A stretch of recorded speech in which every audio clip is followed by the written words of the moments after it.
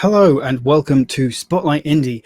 Today we are going to be joined by some very lovely writers to be very grumpy. We're trying our first episode of Begone, where they're all going to pick pet peeves from various different aspects of writing life, real life, and tropes. And we're going to, at Spotlight Indie, we have the power to make them a Begone. So let's first dive into our guests and see who we have. We have the delightful Dan Hanley there. We've got the phenomenal Phil Parker over there, and the very nice Nick Snape there as well. I am Alex S. Bradshaw. I am one of the co-hosts here at Spotlight Indie, but you know all about me. So let's go to our guests and let them introduce themselves. So Dan, do you want to give us a start and let everybody know about yourself and your work?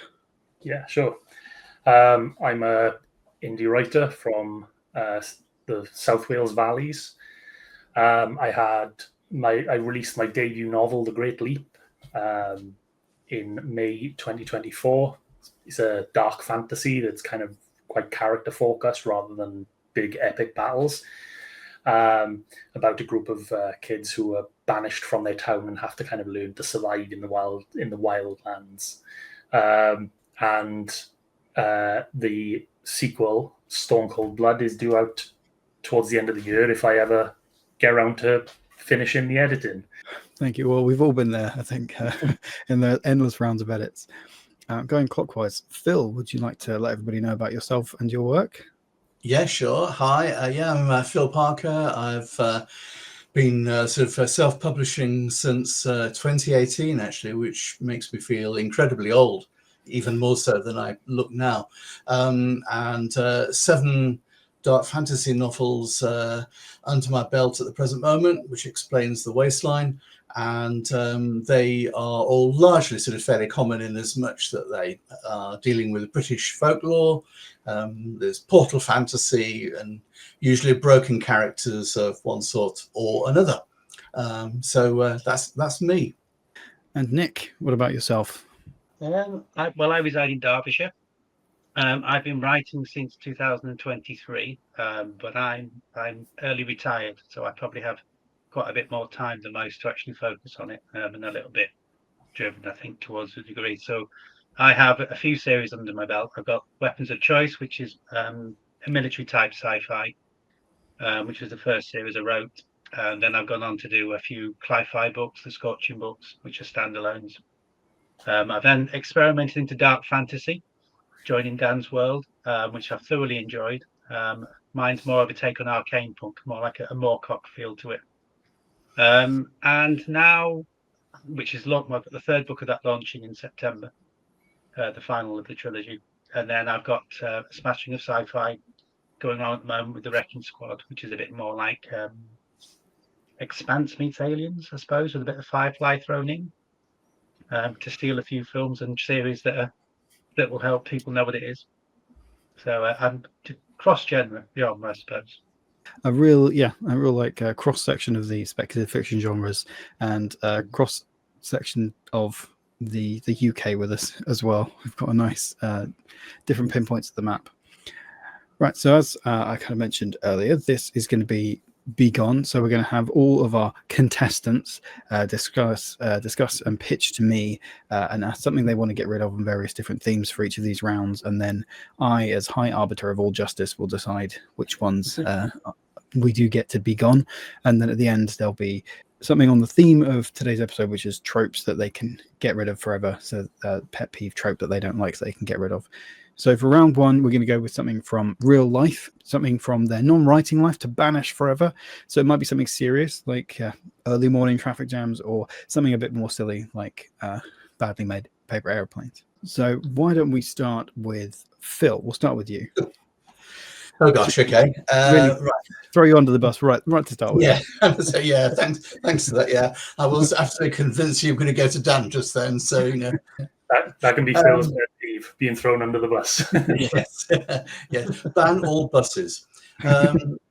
This is one actually that occurred to me really quite easy when I was thinking about this early on, because it happened just the other day again. I would like to have begone all internet outages. So we should have the internet available 100% of the time. It shouldn't go at any point, and particularly it shouldn't go when you're in the middle of a really intense discussion on Discord, which was what was happening about 4 or 5 days ago, where I was just about to post something that, as far as I was concerned, was the winning argument to the whole thing. And just as I pressed return, the internet went. And I picked up the discussion about 2 hours later, by which time it had ended, I'd lost, and it was all the internet's fault. There's also, again, another sort of experience, because it always seems to happen when I'm working here on the computer, that it seems to just wait for those key moments of posting stuff on social media, just to the point where I've composed a really lovely message, and I've got it, it's all there in my head. I've just typed it, and that's when it all goes. And so that when the internet comes back, an hour later, I've completely forgotten what I was going to say, or because I'm getting old, I've completely forgotten what the internet even was, or that I was even going on Blue Sky or Twitter or whatever, in which case it's all just disappeared into the ether. So I would like to banish all internet outages, please. Thank you. So there's a strong opening pitch. I'm sure we've all felt that kind of frustration and anger as you just make it reply to something, and it's going to make you look really witty because you're replying within the moment, and then like an hour's time has gone by, and now you just exactly. Yeah, and as I say, I think in order to just further that argument, because when you've got limited brain power, it means that only certain things stay in your head for a certain amount of time. Think of me as a human goldfish. So take away the internet for an hour, I've forgotten who I am. I mean, that's a strong pitch so you can keep your sense of self. So I've won. I've won. Well, I said it's a strong pitch. We'll see how it goes. Nick, what's your pitch? Right. Parking apps. So I've won. That's it. We can stop there. We don't need to discuss anything else. I think it's parking apps have to go. I don't need to explain it much, but I'll try my best. Basically, I think parking apps were designed on the assumption that everyone with a Nokia, old style, is actually out there looking for a parking space somewhere out in town, and not really the car park that you want. And it's for me. I mean, I've just spent the last 5 or 6 years learning how to use the machines that Derbyshire specialise in, the ones that have the card access that doesn't work. That requires a code that you put in that is something like your registration number, but isn't quite. And then when you're resorting to coins, you get that neutral one-arm bandit feel when you pop it in and out it comes again. So I spent years learning how to use these lovely Derbyshire systems, and then they've changed them all over, left the old coin machines there next to them, and changed over to parking apps. It takes us into the future. Unfortunately, what we have is a situation is that everywhere you go, there is a different parking app that you have to use. So from York to Northampton to Wales to London, wherever you want to go, it will be a different app, which obviously is great for all the people who design the apps. What I found is a similar problem to Phil, is that obviously where that parking app will need to be downloaded will have about half a bar of 3G, and downloading that app will take you just as long as it will be to park. So by the time you've got yourself into the manipulative position where you've downloaded it, you then have to realize that you have to register for the damn thing as well. So that takes just as long. After you've kung fu that in, you then have to actually enter your registration number, which at my age you've probably forgotten by now, because you had it learned from the code that you normally put into the Derbyshire machines. In real honesty, I think I've won, because by the time I've finished the battle, and I've got my app done, I've paid for my parking, where I wanted to go has now finished, closed. There's probably a car parking attendant looking at my registration number on his phone going, don't think that's quite right. So that's what needs to go in. Parking apps done. I have won. I do. There's no doubt. Feel the pain very strongly of having the different parking apps, because we often will go on a dog walk somewhere adventurous, but then you find out it's a different parking app than the other dog walk adventure that you've gone on, and as you say, this is in a valley in between 2 hills where you don't get any internet signal. Yeah. If anyone's ever been to Lady Bower, you know what I mean. There is just no signal and enough parking apps to fill your phone. So we've got two very strong openers here. And I think, Dan, what have you got for us as well for your real life pet peeve? So I spend a lot of time wasting my life on social media. So the thing I want to begone is algorithm-based social media, things like TikTok and Instagram Reels and that sort of thing. Once, while scrolling TikTok, I just came upon an interview with the actor Joaquin Phoenix, which in the 30-second video, he gave a funny response to an interviewer's question. I honestly can't remember the last time I ever saw a movie with Joaquin Phoenix in it. I've basically no feelings about him either way as an actor or a person yet by watching that 30-second video. Because I watched the whole clip, TikTok now thinks I'm a hardcore Joaquin Phoenix fan and serves me up everything the bloke has ever been in. The reality is, like, I don't always watch things I'm interested in, and I don't always do things that I want to do again. So just watching the interview alone shouldn't be enough to indicate an interest. And it's like taught the algorithm that now that I should see all the stuff about Joaquin Phoenix that's out there. And of course, on the side as well, it's also singularly responsible for the downfall of modern society. But really, it's the Joaquin Phoenix thing. That's really got under your skin, the Joaquin Phoenix stuff. I mean, these are all very, very strong. Like, Fraser and I were talking about this kind of format. So something serious to something silly, like Paper Airplanes. We've gone hard down the serious route here, I think, with the downfall of modern society, the frustrations with parking apps and the internet outages. I do feel like, I do want to put kind of all of them in at a certain level. So we'll have to invite you all back. You'll have to say it again on a different time, and then I'll just pick you all at a different time. But I think for the wide-reaching implications, I might have to go with the algorithm for now. I know. I have real-world experience with the algorithm, but also with the parking apps, and the internet outages are very frustrating. But I feel like, the algorithm has other things to answer for as well. So I think that's a good call, Alex. I have to say. I think Dan's onto something there. It is the downfall of society. I'd like to make out that win to my best mate, Joaquin Phoenix. Yeah. Just think that at some point he might well be on social media at some point and pick up this. It's all because of watching yourself. You all go full circle. Yeah, we'll clip just that bit. We'll hashtag it Joaquin Phoenix, and then there you will be. That will be forever. If it helps, my backup, if anyone did parking apps before me, was algorithms. So there we go. So a moral victory. Not quite Joaquin Phoenix level, but it was there. Okay, great. So that's one for Dan so far. Okay, so we'll move on to round two. So this, as we're all writers here, we're all indie creators here, we're going to talk about something about the creative or the writing process. So we're asking our contestants to choose an aspect of the writing process that they wish was easier or better or just more fun, and make that Begone or closer, or depending on how you're going to phrase it. So continuing with my theme, Nick, do you want to start us off for this round? I can. So this was a difficult one for me in terms of that, because in terms of writing, I'm often quite a pantster, and I just get on with it and I just write it. And then I was forced down the spreadsheet mentality and looking at chapter definitions and outlines. And I was very tempted to go that way because it caused me serious pain. But in the end, I've gone for homophones and near homophones, or homophones, depending on where you're from or how you want to say it, because I just can't do it.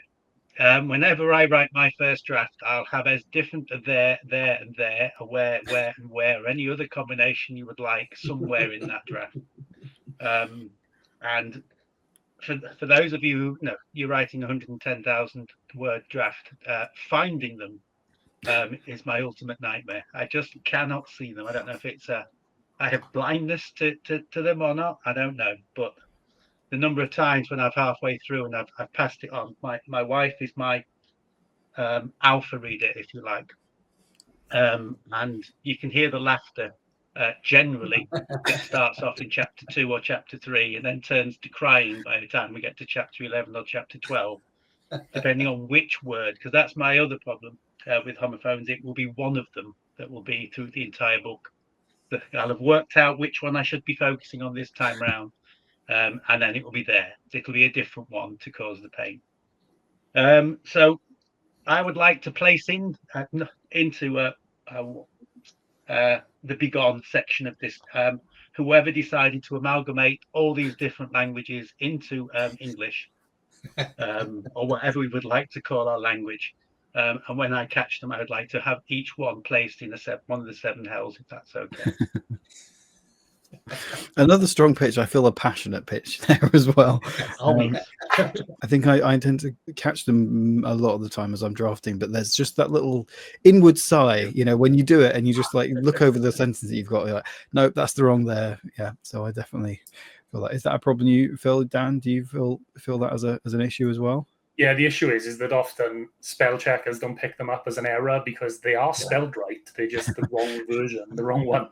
Yes. So you can't just like at a glance see where the errors are quite so easily as you can with like a spell checker. The other obvious thing that goes with it is that I'm checking using the spell checker for the one I did wrong last time, and as it's transformed into a different one for the next book, I'm searching fruitlessly. Yeah, and I was going to say as well, as the speculative fiction genre, I think I certainly learned to ignore the squiggly lines that spell check sends at you, because you know, well, that word is technically spelt wrong because it doesn't exist in the real world, but actually it's what I'm calling my fantasy race of rabbits or something. So you have to kind of ignore that. Yeah. Okay. Yeah. Strong start for our writing life round. Dan, what about you? What's your pitch for the writing life? Well, first off, I thought it's got to just be marketing, but I think that might be too broad because that's a lot of different things in one. So I chose something that I've seen a lot of lately that I think kind of devalues a lot of the books that I've seen about, and that's trope first book marketing. You know, where people will kind of feel a pressure to kind of market their books using popular tropes.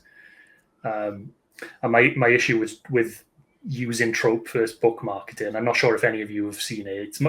You see it often in like, you know, the romantasy type genres where the book will say quite clearly up front it's an enemies to lovers book, and then that kind of, in my mind, it's like a bit of a paradox because it tells me too much about the book whilst also telling me basically nothing about the plot. Just using the enemies to lovers thing as an example, like the author can no longer benefit from any scenes that they wrote in the book where there's like a will they won't they type situation, because you know they will, because all the marketing says that they will. And they also can't benefit from any sort of like love triangle situation that they might want to create, because if you're saying enemies to lovers, you already know which one is going to be the lover by the end, you know. The best way I can kind of describe how it feels to read a book that's marketed that way is if you were to sit down and watch The Sixth Sense for the first time with a friend, and your friend leans over and says, "This movie has a great twist." Suddenly, you know, they haven't told you what the twist is, so you still know nothing about it. But now it's changed the way that you read the book. Yeah. You're now a detective looking for it, looking for the clues that the filmmaker left in the story to kind of work out what the twist might be. So when the twist does happen, it's no longer satisfying or shocking. It's kind of like, of course. And I think trope first marketing definitely has its place, particularly in things like romance and romantasy and all that sort of thing. But because of the success of doing it in those genres, I see more and more it kind of bleeding in and kind of pressuring authors outside of those genres to do the same thing. And the moment you do, it in my eyes, it kind of like devalues the story. Is it more of a traditional publishing attitude to marketing, do you think, Dan, that that is doing that, because it's a shorthand approach to labeling the book to save them doing a lot of explanation.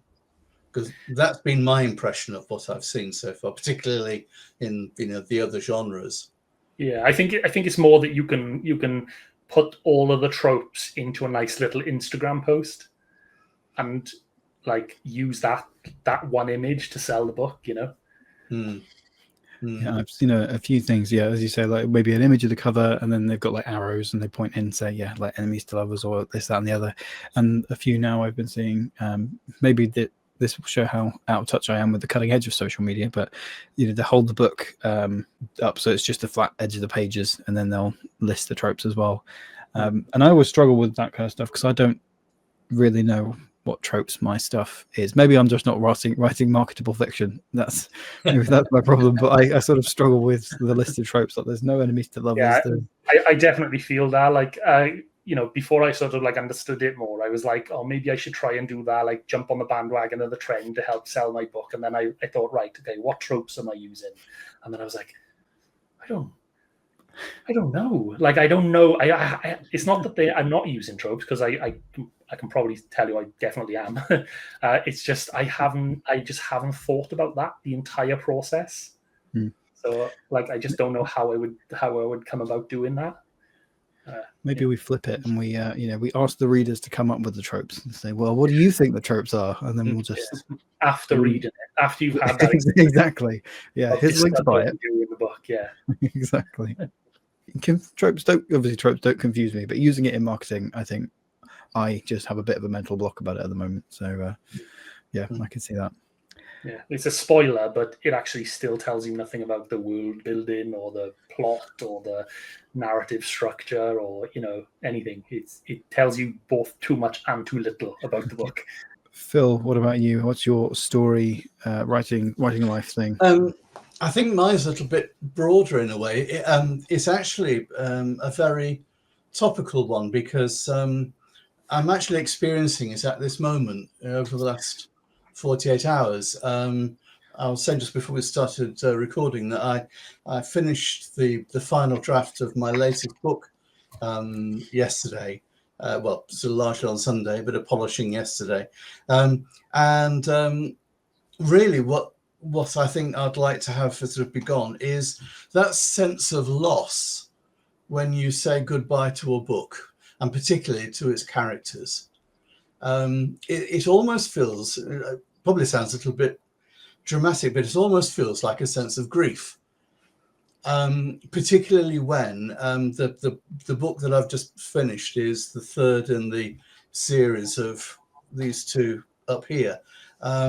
So I've been writing these books now for 2.5 years, and you're so committed to the characters. They have become so familiar to you that that they are there in your head all the time, talking to you. I'm sure it's not the schizophrenia. I'm sure it's them.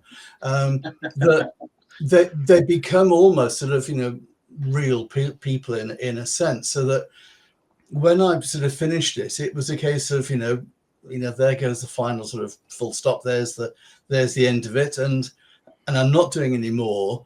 And I just felt this enormous sense of loss when I sort of completed it, and it was really a case of I don't like feeling like this at all. It's a really quite horrible feeling, and I remember feeling it before when I sorry, that one there. When I wrote my first trilogy back in 2018, the main character in that I was so invested in. I finished up going back and writing an anthology based on it, because I had one or two people saying, we need to see more of that character. And I thought, yeah, well, I want to as well. And again, when I finished that trilogy, it was just this enormous sense of loss. And so, sort of saying goodbye to Robin in the Bastard series, and saying goodbye to Arlo and Tane in the Bureau series is just, it's just too much. I'm just feeling heartbroken. So I'd like to have the sense of loss, sense of grief, banished, please, for good. Thank you. I think that I've heard I've heard a lot of people say, and I tend to agree with it, that writing and typing are two entirely different things. It's actually when you're sat there typing is just the output of the writing, but all the writing happens in your mind. And if you've spent countless hours just kind of thinking about these characters, you've probably spent a lot more time with these characters than you have with many people in your actual life. Yeah. So seeing the back of them I can totally get that. I can't quite sympathize yet because I'm midway through my first series, but I'm already getting to the point where there's gonna be some tragedies, and I'm not gonna like seeing the back of those characters. Yeah.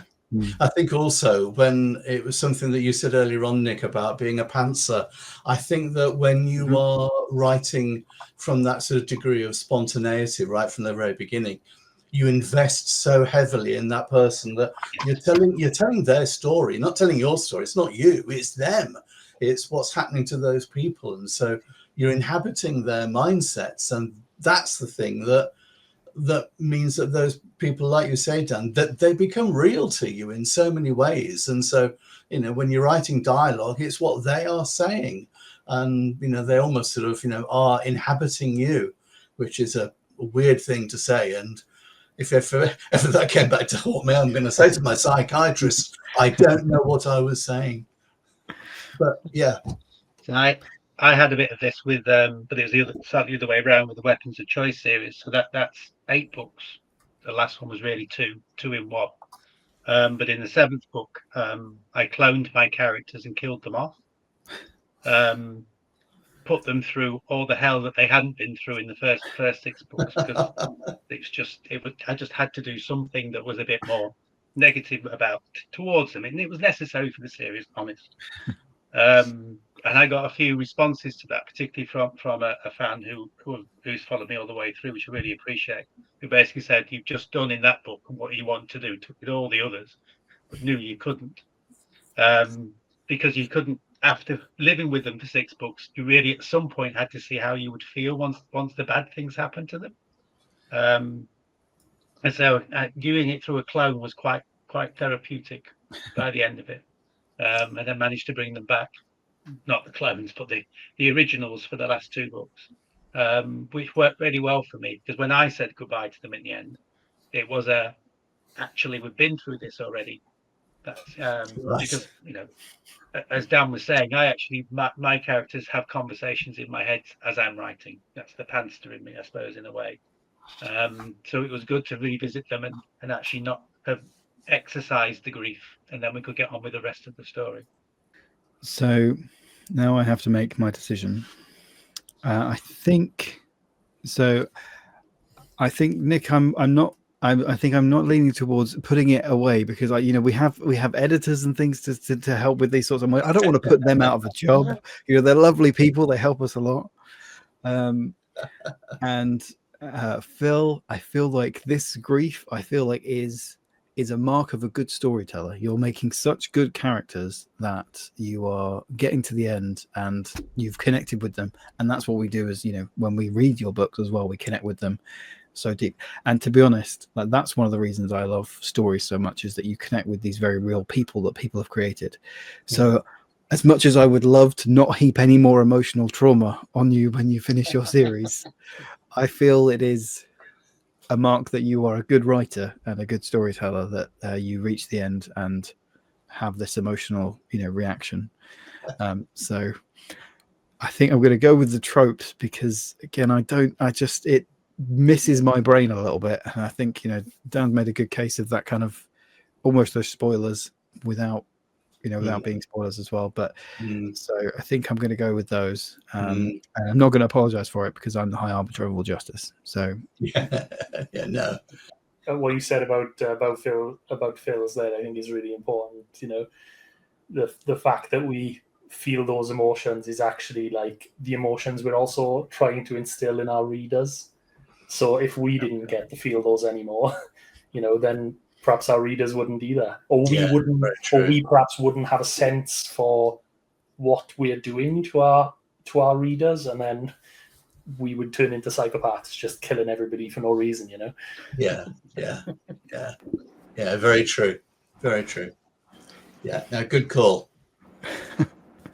Okay, let's move on to round 3. So we're going with story life for this round. So the contestants can choose something from their stories or worlds that they might want to undo or erase. So it could just be a spelling mistake on a page such and such of their book, the first book, or maybe a character they really dislike, they wish they didn't have to deal with, or a part of their world that's really creepy. Or so, for example, just to throw myself on the flames fire a little bit as well, I know in my first book I referred to the railing of a longship as a gunwale of a longship because I was looking up like the anatomy of a ship, and then I realized later that it was called a gunwale because that's where they put the guns. So that's not in my Norse fantasy. It's not as accurate. So I wish that wasn't in there, but there we go. So I'm throwing myself on the pyre first. So second on the pyre, Phil, if you wouldn't mind giving us your offering for this pitch for this round. Yeah, happily. It's just pure coincidence, actually. I think I don't. Perhaps because I was sort of looking at it. If you can see City of Onyx there, I hope she won't mind me saying this. My daughter won't come into my study because of that cover. It just absolutely scares the bejesus out of her. My wife's not that much better. They're both absolute terrible spider haters. Very frightened of them. And there is a sequence in that book that the main characters encounter this enormous mother spider and hundreds, thousands of her offspring. So it's a fairly sort of horrific. It is almost sort of horror, which I didn't anticipate really when I wrote it. But then at the same time, there is another section in it which I really wish I hadn't written because it's a part of the story that I can't read because there's a character who encounters hundreds of rats in an underground sewer. And writing it, it took me ages because I had to stop writing, go away, come back, write a bit more, think, oh, go away and write a bit more. But by then I was so committed to the fact that was how, that was going to go, that I just couldn't change it. It's one of the things now that I wish I hadn't done. I wish I'd found another way of dealing with conveying what was happening in this underground part of the landscape where the story is taking place.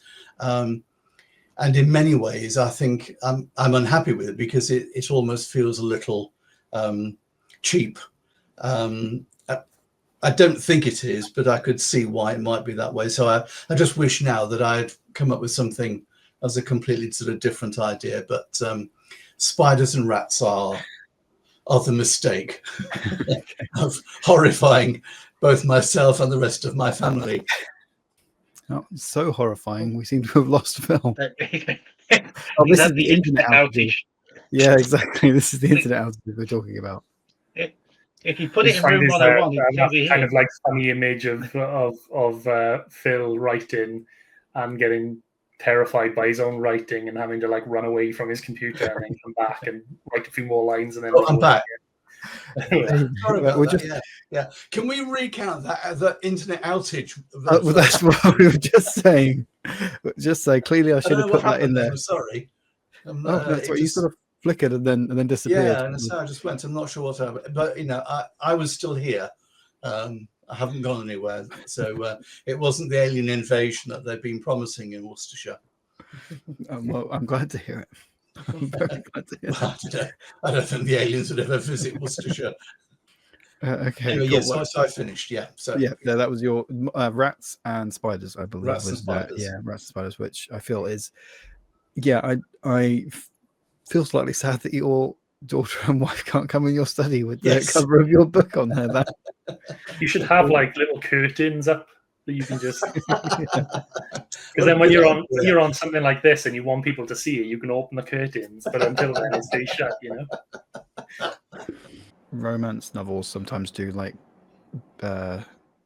I don't know how to phrase it, but sort of very calm covers rather than like the very stereotypical Mills and Boon type covers. They have like neutral covers so you don't feel embarrassed on the train. Not that you should feel embarrassed reading any books on the train, but maybe you could do like a neutral City of Onyx cover for the arachnophobes. Yeah. I won't frighten people from now on.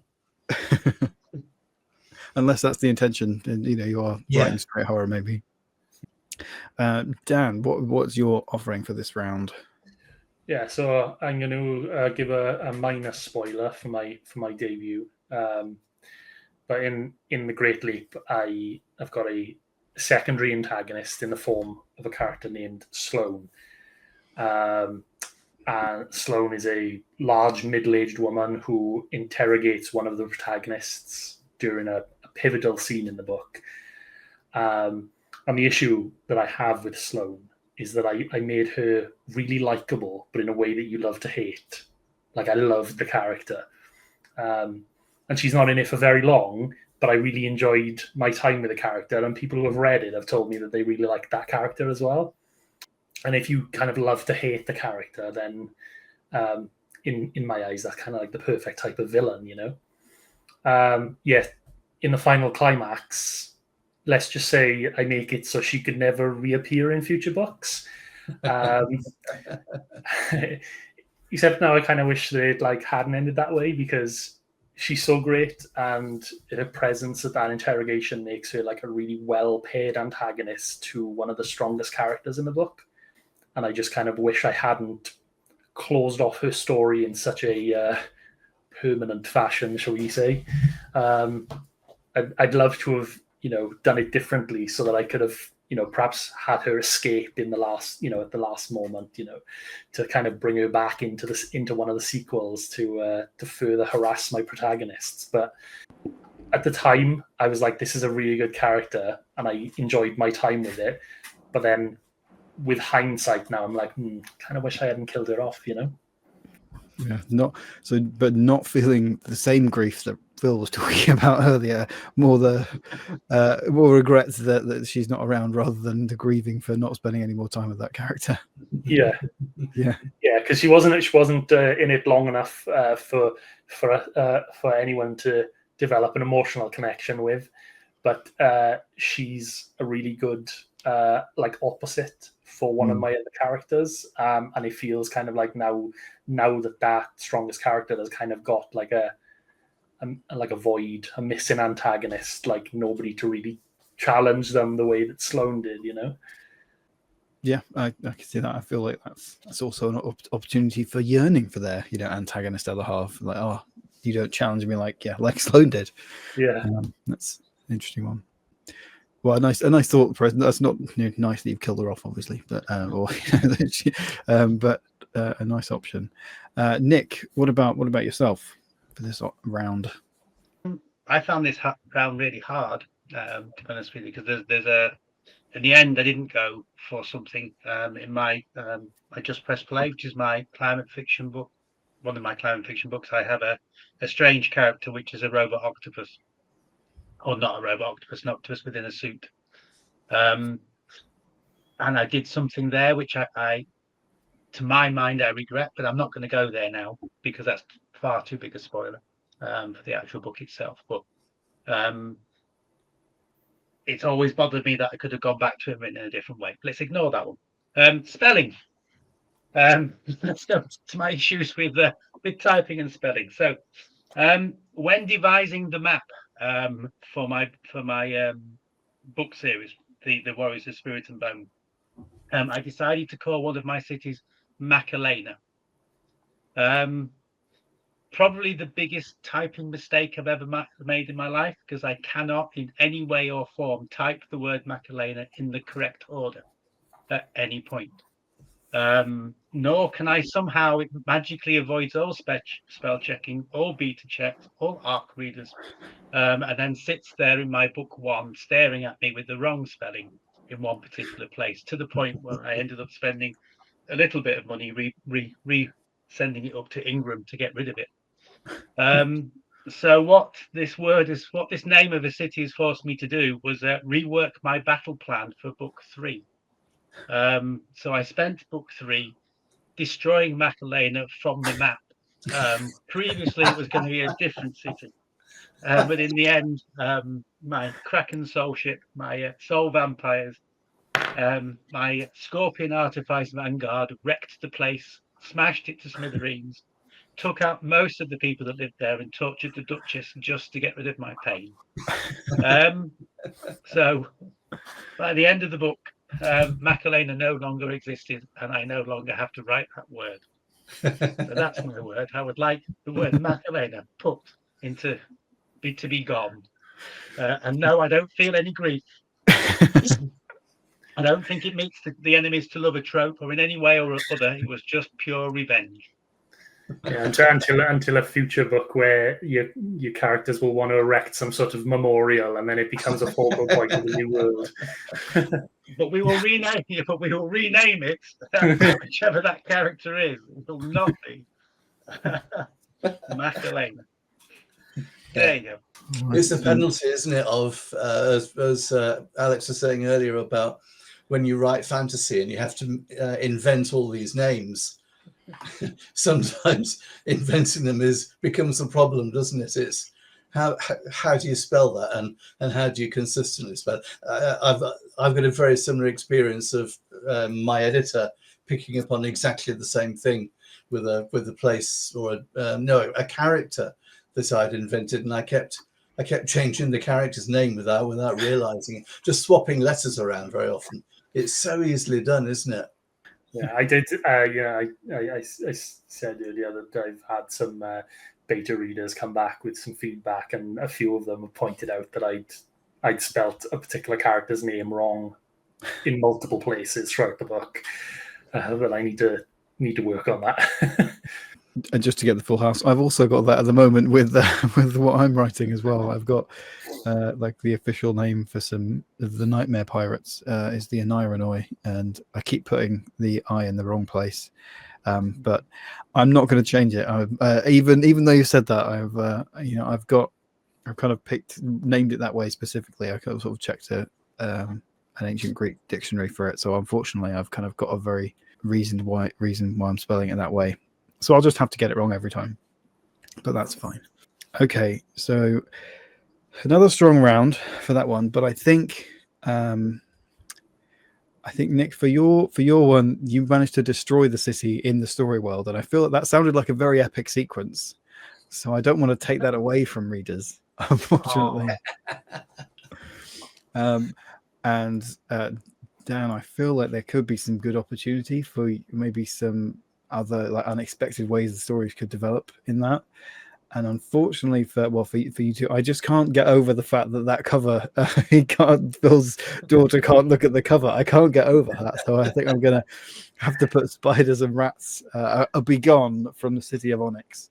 So the score then, as we top that up, we've got round 1 went to Dan, round 2 went to Dan, and then we've got round 3 to Phil. So Nick, I'm very sorry that none of your pet peeves went begone or have been begoned. But we've got the winners round now. So the winner of the game is given free reign to banish whatever they like in the final round without any contest. But each episode is going to be on a different topic. So today's episode is on tropes. So I will hand the floor to you, Dan, as you get to choose, I guess, your least favorite trope then, to make it begone. Cheers. Thank you very much. So the trope that I would like to get rid of is the "thou shalt not kill" trope, which is essentially where the good guy refuses to kill the bad guy out of a sense of moral superiority. Batman is the kind of prime example of this, believing that, if he killed the Joker, then he would be no better than the Joker himself. So he just arrests him and lets him escape again and again and again and again. Like picture the scene, like Batman battling hundreds of henchmen on his way up the skyscraper construction site, going floor to floor to get the bad guy. When he finally confronts and defeats him, he just refuses to kill him. One might say that was honourable, except he just booted about 40 henchmen off the top floor, threw a batarang into another henchman's jugular, and then used a grappling hook to hang another by its neck. And then he gets the joke, and he's like, "Do you know what? I'm not going to do any killing today. If you just killed about 50% of the henchmen to get to the Joker, then what's the harm in one more? See, Batman has got a pretty good justification for this in this particular case, and I know why it's done, because it's a perfect way to show good versus evil.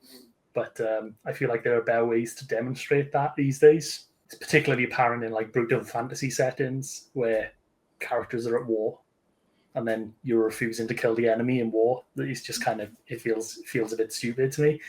If the trope is done well, then it can be really satisfying. But there's so many examples where it's kind of not done well, and it kind of makes the hero look a little naive. In video games, this is particularly apparent. If the character you're killing doesn't have a name, then just go for a kill with reckless abandon. But if they do, now there's a moral dilemma and a cutscene. It's the stormtrooper effect, right? Like, you can't see their faces, so that's fine. Chuck them off the building. Yeah. I just wish it wasn't quite so selective. I mean, if you're going to be staunch against all killing, then great. That's actually a really good character choice. But if you're killing all the NPCs, and then you come up against the bad guy and you're like, "Do you know what? No, I'm not going to kill this person," then it feels a bit stupid. Yeah, very selective use of that internal code by the characters. I feel like I should also just let Phil and Nick, you will have picked something, I assumed, to go for the final round. So as an honourable mention, Nick, do you want to say what your trope would have been to discard? I think Dan already used it. Enemies to lovers. Oh. Has to go. I don't need to read the book. You've told me what's going to happen. Yeah. And I think he said it admirably. Yeah, I know the plot doesn't matter. The background doesn't matter. The journey doesn't matter, because I know what's going to happen to the two main characters. They will start in chapter 3. They'll hate each other. There'll be lots of heaving, probably some spice. By the time we get to the last chapter, done.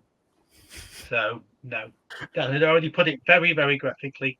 To go with that is the trope squiggles and the infographics that have it at the top. So again, I think Dan and I are on the same level with that one. Fair enough. Yeah, I like that. There's still a theme. Then we're sort of united in even if you didn't win that particular round, it's still a pet peeve.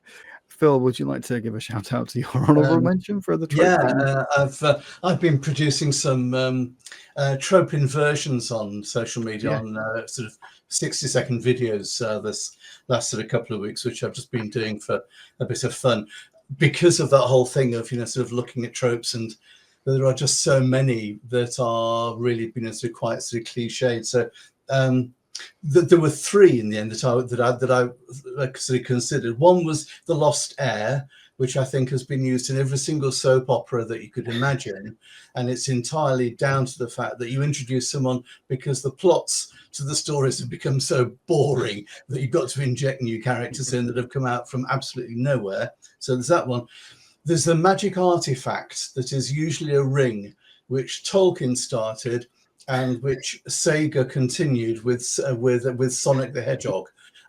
So I think that also sort of means that it ought to go for that reason. But in the end, I came down to the chosen one as being the trope that you should get rid of. And I'm going to come back to City of Onyx, because I deliberately, when I started writing that story, I'd thought of the chosen one and I thought, oh, hang on, this is becoming so cliched. I'm not having this. So I deliberately turned it upside down and inverted the whole trope in every way that I possibly could, and just had a lot of fun with it. And when I had a reviewer get in touch with me a couple of months ago and describe the story as bonkers, that was, for me, it was like, yeah, success.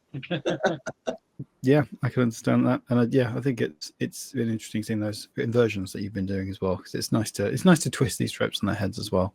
Maybe we can't with the thou shalt not kill trope anymore, but maybe it would have been an interesting inversion to say thou shalt kill everybody all the time. Yeah. called Grimdark. Yes, it's the Punisher, isn't it? He only kills the main bad guy, but leaves all his henchmen alive. Yeah, that's Yeah. You should know better. Off you go. Yeah. Oh, lovely. Well, that about wraps up our first foray into the world of Spotlight Indies Begone. So I hope you had a good time, enjoyed it as much as I did, and enjoyed my chats with my lovely writer friends here. Why not leave us a comment if there's anything you agree with or disagree with in the decisions that I've made. Perhaps defend your favorite trope that our writers might have thrown upon the altar of the Begone format. But otherwise, all that is really left is to say thank you very much for watching, and leave it to our lovely authors to tell you where you can find them. Yeah, I definitely did that right. So, Dan, where can people find you and your work? Yeah, so I'm on pretty much all the social medias, for better or worse, and under Dan Hanley.